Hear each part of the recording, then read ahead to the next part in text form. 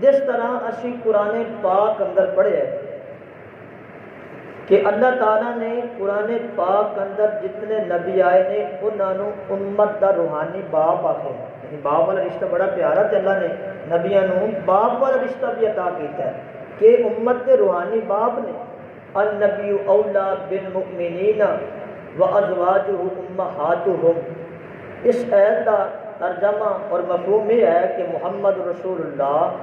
صلی اللہ علیہ وآلہ وسلم اپنی امت کے روحانی باپ نے۔ اور دوسری دلیل حضرت لوط علیہ السلام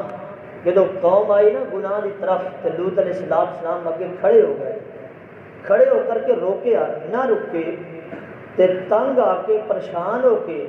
کہنے لگے قالا یا قومی ہؤلاء بناتی، اے میری قوم آ میریاں بیٹیاں حاضر ہیں، انہاں جائز طریقے نال نکاح کر لو۔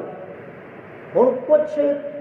تفاسیر کے اندر آندا ہے، ذکر کیتا ہے محدثین نے کہ لوط علیہ السلام دیاں صرف 2 بیٹیاں سن کہ قوم کے لوگ اقتدار اندر اتنے زیادہ سن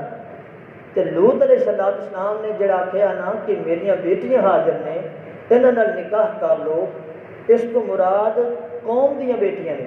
یعنی جڑیاں امت دیاں بیٹیاں ہوندیاں نے نبی انہاں دا روحانی باپ ہوندا ہے تے انہاں ساریاں قوم دیاں بیٹیاں مخاطب کر کے لوط علیہ السلام نے کہا ہے کہ میری قوم اے میری امت دیاں بیٹیاں یہ حاضر نے، انہاں نال نکاح کر لو اور گناہ تو باز آ۔ تو جس طرح سے قرآن پاک کے اندر تفسیر اندر پڑھے ہے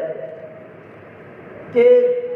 باپ نو اللہ تعالیٰ نبی نو روحانی باپ بنائے امت کا،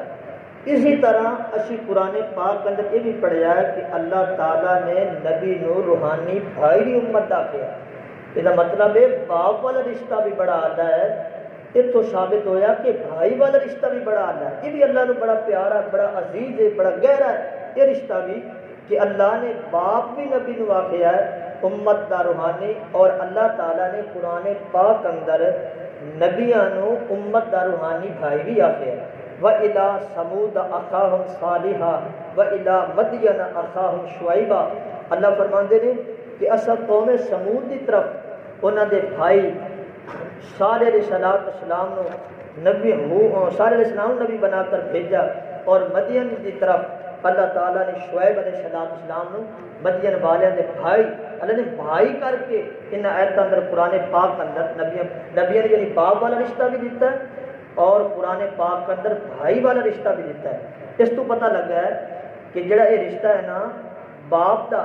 یہ بھی بڑا آلہ ہے، اور یہ جڑا رشتہ بھائی والا ہے یہ بھی بڑا آلہ ہے۔